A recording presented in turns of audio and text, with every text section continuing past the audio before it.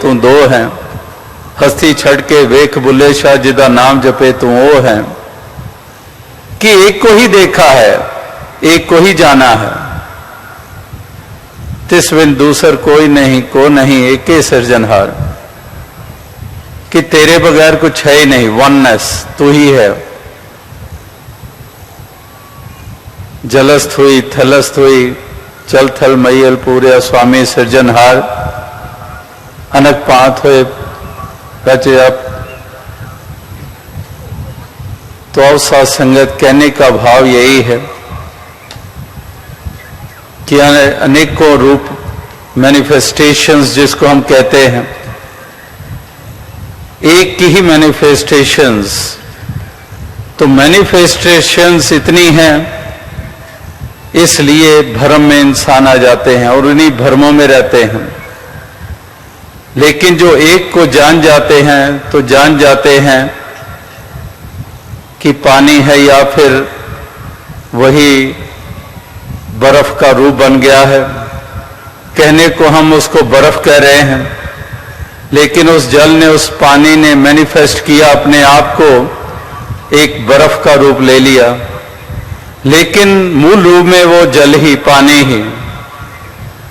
इसी प्रकार से देखने को घड़े और मटके देखे और सुराही देखी, लेकिन सुराही देखने और मटके देखने से पहले नजर ने मट्टी को देख लिया कि मट्टी तो वही है।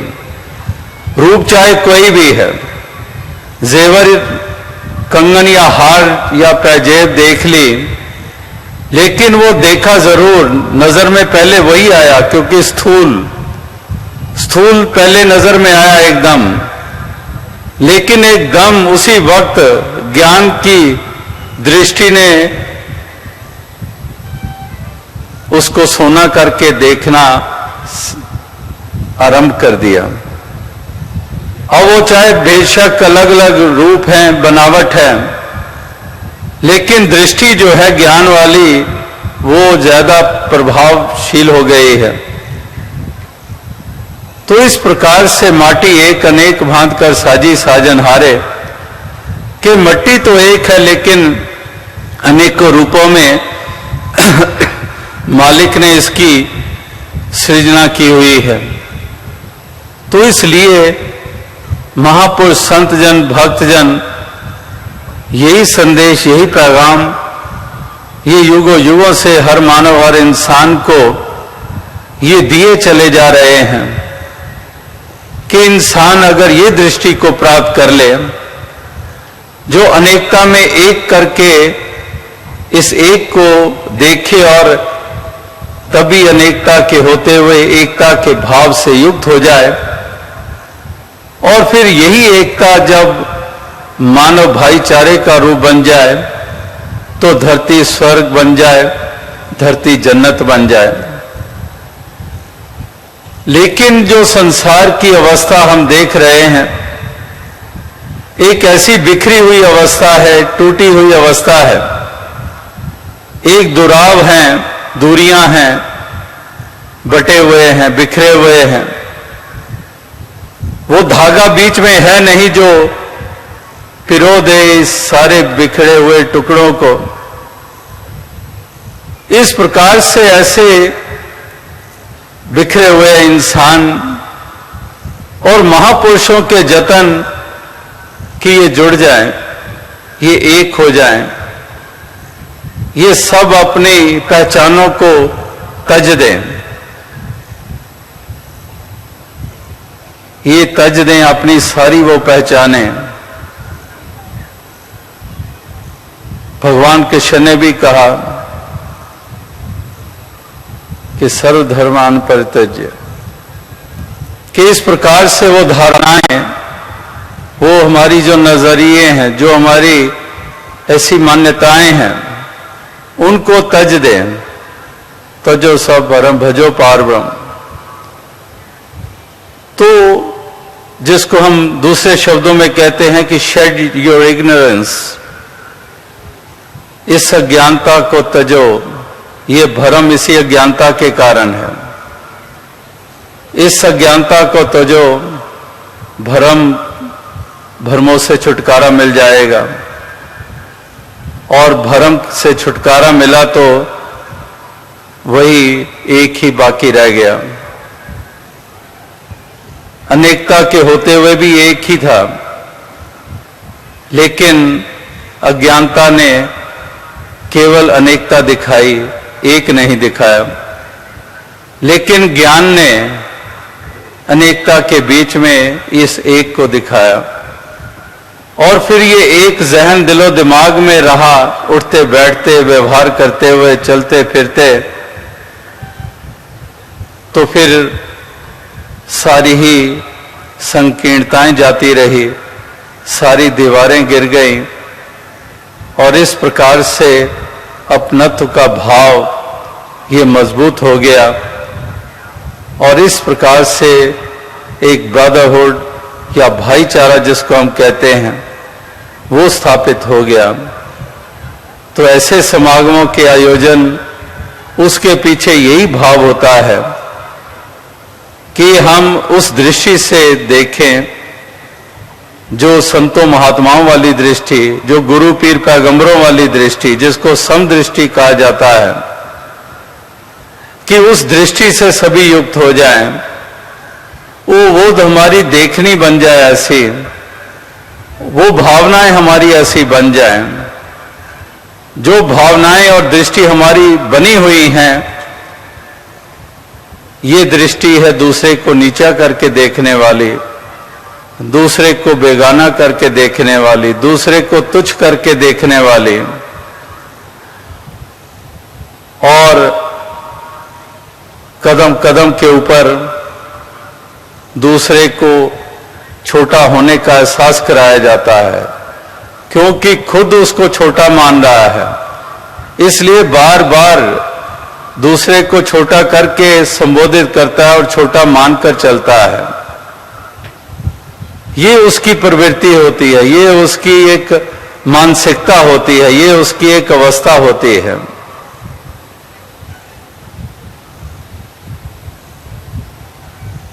तो ऐसी एक अवस्था और नजर से युक्त होकर संसार में लोग पहले भी विचरण करते आए हैं, और इस दौर में भी हम यही अज्ञानता का फैलाव देख ही रहे हैं कि इंसान किस तरह से जी रहा है इस दुनिया की, इस संसार की यात्रा को। ये किस प्रकार से इसके आव भाव हैं, किस प्रकार से इसकी चाल है, किस तरह से इंसान इस धरती पे कहर मचा रहे हैं कि एक पल भी बिताना इंसान के लिए ऐसा महसूस होता है कि राहत के बगैर है। राहत भरे पल ये महसूस नहीं होते हैं। महापुरुष संत जनों ने जो योगदान दिए संसार को, वो राहत देने के रूप में थी। संसार ने तो घुटन दी और महापुरुषों ने राहत प्रदान की। तो इसलिए महापुरुषों का संग, महापुरुषों की सोच, महापुरुषों की भावनाएं, इन्हीं को अहमियत देने के लिए महापुरुषों ने प्रेरणाएं दी हैं। धर्म ग्रंथों में भी यही कहा गया है कि हम उन पहलुओं को विशेषता दें जिनको गुरु पीर पैगंबरों ने विशेषता दी थी। जिनको उन्होंने अपनाया, हमने भी वही अपनाना है। जिस तरह की दृष्टि उनको मिली थी, उसी दृष्टि से हमने भी देखना है। इस प्रकार से अगर यही अनुकरण अनुसरण हो जाए तो इंसान देवता हो जाए, और देवता क्या प्रभु का रूप हो जाए। यही एक चाहत लिए हुए महापुरुष संत जन वो संसार में समय समय पे विचरण करते आए हैं, और संसार को ये जागृति देते आए हैं, ये एहसास कराते आए हैं।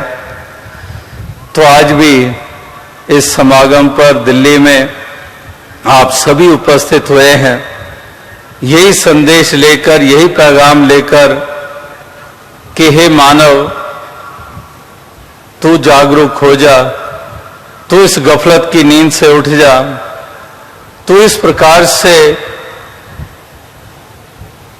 भाईचारे की भावना से युक्त हो जा। जैसे कहा कि एक परिवार में पैदा होकर भी दूरी की अवस्था, कि चाहे वो खून का रिश्ता होता है, दो we are born as brothers, but we have to strengthen the feeling of brotherhood.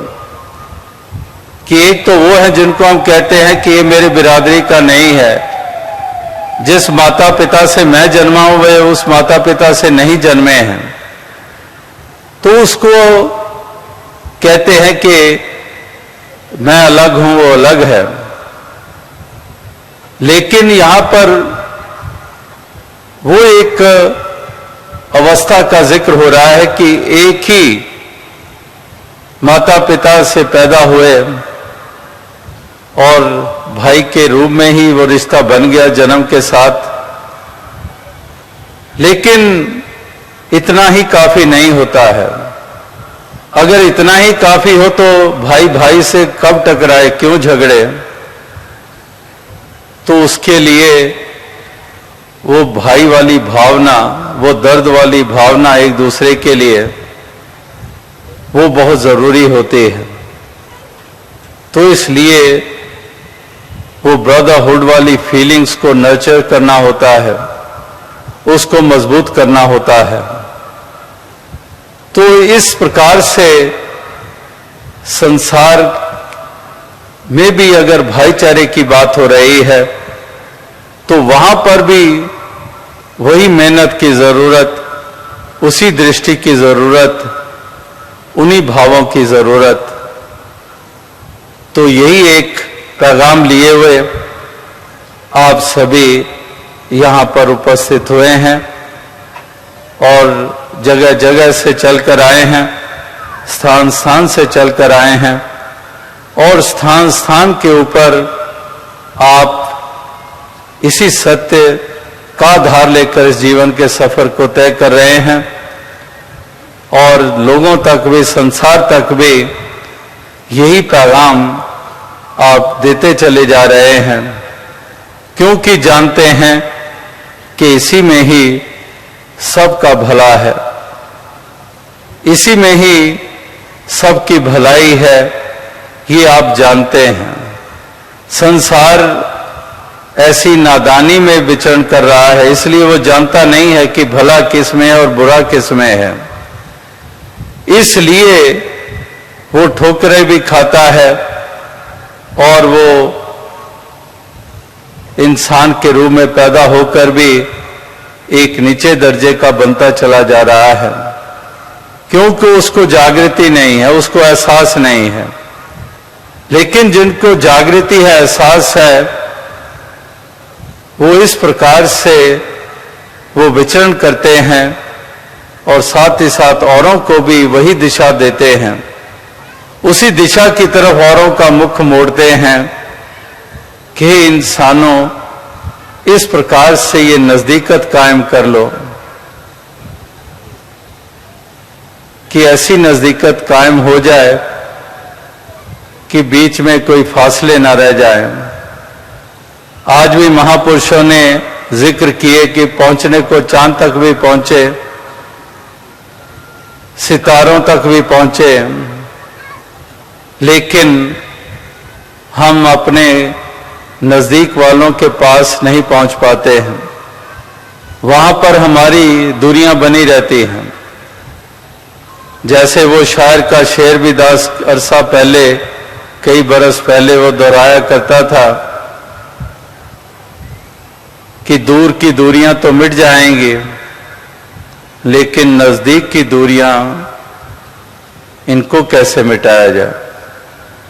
दूर की दूरियां यानी कि चांद कोई नजदीक तो नहीं है, सितारे कोई नजदीक तो नहीं है, या फिर एक ही धरती पे एक पॉइंट से दूसरे मुल्क में कहते हम 7 समुद्र पार जा रहे हैं, हम कनाडा अमेरिका जा रहे हैं, हम जापान जा रहे हैं, तो वो फासला दूर है, हजारों किलोमीटर का फासला है।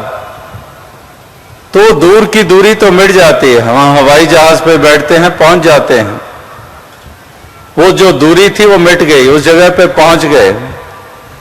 लेकिन नजदीक की दूरी ये कितनी भारी, कितनी बोझल महसूस होती है। बहुत एक ऐसा बड़ा काम महसूस होता है कि ये तो बहुत बड़ा काम है, ये तो बड़ा मुश्किल काम है, जैसे कोई पर्वत पे चढ़ना हो।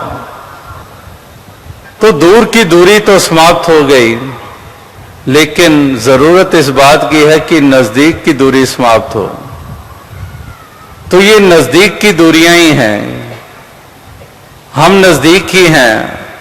परिवार से शुरू करें तो परिवार तो नजदीक है ही है फिजिकली, और फिजिकली अगर हम और देखें तो अगर इसी एक धरती पे सारे रह रहे हैं, जन्मे हैं, इसी धरती पे विचरण कर रहे हैं, तो यानी कि एक प्लेनेट के वासी हैं, तो फिर भी हम उस रूप में फिजिकली साथ ही हैं, करीब हैं। लेकिन एक ही धरती के बाशिंदे होने के बावजूद किस तरह से इंसान बटा हुआ है, किस तरह से इंसान और इंसान में ये दूरियां हैं। तो जो वननेस के ऊपर जोर दिया जा रहा है, जो मिशन का नारा अरसे से है कि एक को जानो, एक को मानो और एक हो जाओ, ये एक, इस एक को ही जानना है और एक को एक करके फिर मान लिया जाता है और फिर एक हो जाना संभव हो जाता है, फिर एकता के सूत्र में बन जाते हैं। तो फिर बाकी और क्या फिर गुंजाइश रह जाती है। तो सब कुछ दारोमदार इस वननेस के ऊपर टिका हुआ है, इस एक के ऊपर टिका हुआ है, एकता इसके ऊपर टिका हुआ है। तो दास और अधिक शब्दों का सहारा लिए बगैर इन्हीं शब्दों से आपसे इजाजत चाहेगा, क्योंकि समय काफी आगे बढ़ चुका है और दोपहर से ही आप ऐसे मूल्यवान वचन श्रवण कर रहे हैं, छोटे बच्चों, जवानों, बुजुर्गों, बहनों की रचना से। तो सारे ही बोल, सारे ही वचन बहुत कीमती, कल्याणकारी, यथार्थ वो वचन श्रवण करने का मौका मिला ही है।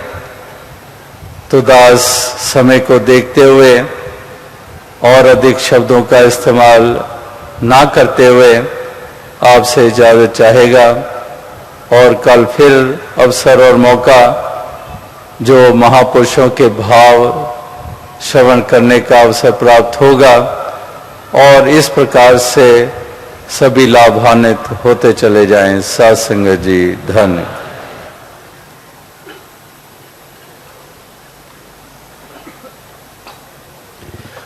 साध संगत अभी बैठे रहे, सिमरन होगा, उसके बाद ही हम अपना स्थान छोड़ेंगे। सभी विनोद साईं जी के मिलकर सिमरन ध्वनि में साथ दें।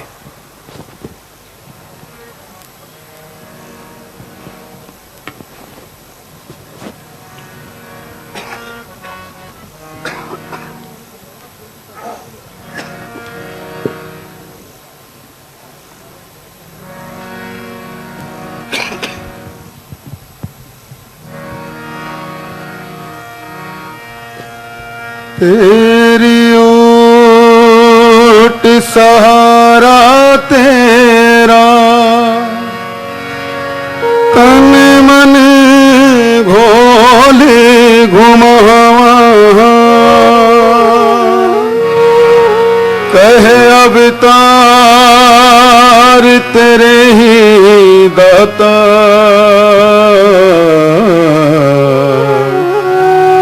दिन राती गुण गावा, कहे अब तार तेरे ही दाता, दिन राती गुण गावा। ही निरंकार, तू ही निरंकार, तू ही निरंकार, तू ही निरंकार। मैं हाँ सदा पुलनहार, मैं हाँ सदा पुलनहार। तू है दाता बख्शनहार, तू है दाता बख्शनहार। मेरे अवगुण नाचितार, मेरे अवगुण नाचितार। तू ही निरंकार, तू ही निरंकार, तू ही निरंकार, तू ही निरंकार। तेरा रूप है संसार, तेरा रूप है संसार। सबका भला करो करतार, सबका भला करो करतार। मेरी मंग है दातार, मेरी मंग है दातार। तू ही निरंकार, तू ही निरंकार, तू ही निरंकार, तू ही निरंकार। मेरा डोले ना एतबार, मेरा डोले ना एतबार।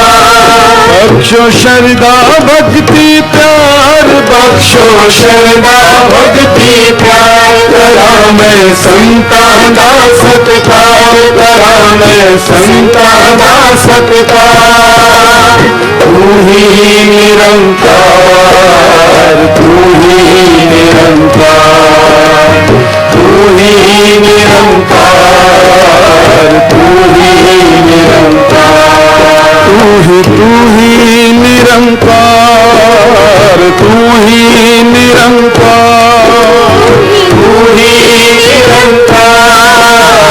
तू ही निरंकार, तू ही निरंकार, तू ही निरंकार, तू ही निरंकार, तू ही निरंकार, तू ही निरंकार, तू ही निरंकार, तू ही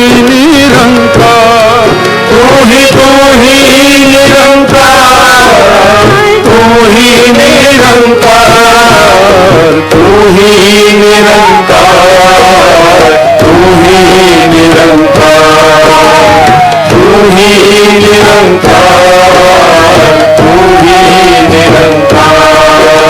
तू ही निरंकार, तू ही निरंकार, तू ही निरंकार, तू ही निरंकार।